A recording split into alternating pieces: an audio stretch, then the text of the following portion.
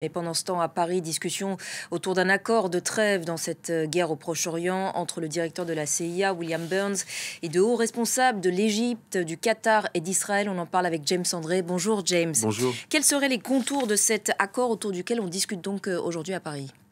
Alors pour l'instant, on n'a évidemment pas les détails de ce qui est en train d'être négocié, mais on sait à peu près effectivement ce qui se passe. On est en train de parler donc d'Israël qui suspendrait les combats dans la bande de Gaza pour 30 jours dans un premier temps, en échange de la libération donc des femmes, des enfants et des personnes âgées détenues par le Hamas dans la bande de Gaza.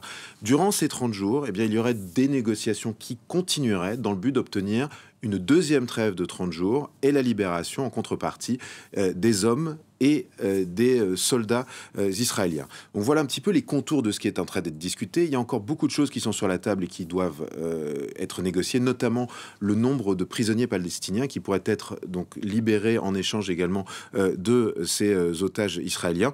Et donc il y a des discussions qui sont bien avancées. Si le directeur de la CIA est présent à Paris, ça veut dire que c'est quand même un signal très fort. Par ailleurs, on sait également que Brett McGurk, qui est donc l'envoyé spécial pour le Moyen-Orient de la Maison-Blanche, serait éventuellement prêt à venir se rendre, si jamais les discussions en cours aujourd'hui progressaient, dans les jours qui viennent au Moyen-Orient, pour pouvoir continuer à négocier.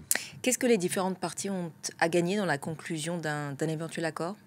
Alors pour les Israéliens, évidemment, c'est d'obtenir la libération de ces otages, ce qui est une des promesses du gouvernement Netanyahou depuis le début de cette crise. Cela calmerait aussi l'opinion publique israélienne, qui est effectivement très remontée sur ce phénomène des otages. On a pu voir des manifestations, évidemment, des familles des otages, très soutenues. D'ailleurs, on y avait assisté avec les équipes de France 24, qui disent que la libération des otages doit être l'objectif principal de cette campagne, et non pas forcément que l'annihilation du Hamas. Et donc, cela, évidemment, serait avantageux pour le gouvernement Netanyahou.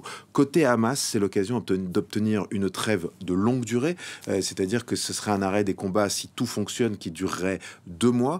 Et évidemment, c'est aussi l'opportunité, et notamment un certain nombre de pays qui souhaitent un cessez-le-feu définitif le voient comme ça, que la diplomatie puisse prendre le temps d'arriver à trouver un compromis qui éviterait la reprise des combats. Parce qu'évidemment, politiquement et diplomatiquement, alors qu'il y a quand même beaucoup de pression sur les Israéliens pour qu'ils réduisent les dommages collatéraux dans leur bataille contre le Hamas, il serait évidemment plus difficile de reprendre une campagne de bombardement très intense dans 2 mois, après avoir eu une trêve et la libération de tous les otages. Merci beaucoup James pour votre éclairage.